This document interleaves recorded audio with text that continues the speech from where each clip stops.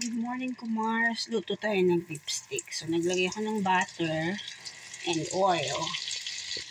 Tapos to, minarinate ko na sa kalamansi, toyo, paminta, at bawang.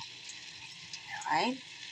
Then, ang gagawin natin is ipapry muna natin. Pan-fried.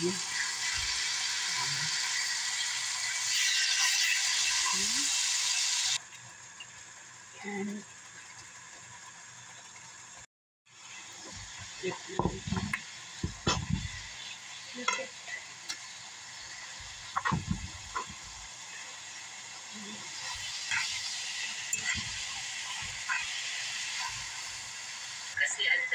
Okay.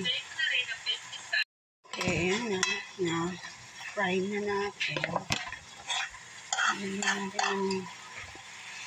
Lagyan natin yung ating marination.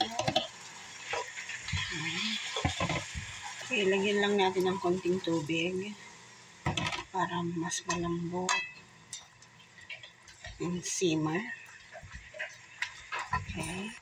Okay guys, lagyan natin ng batatas.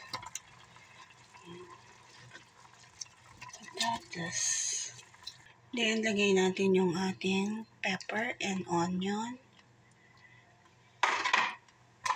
Yan yung ating yan. Okay, pakuluan natin.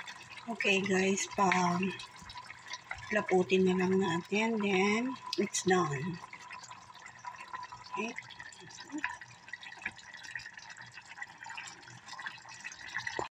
Okay, ito na ang ating beef steak.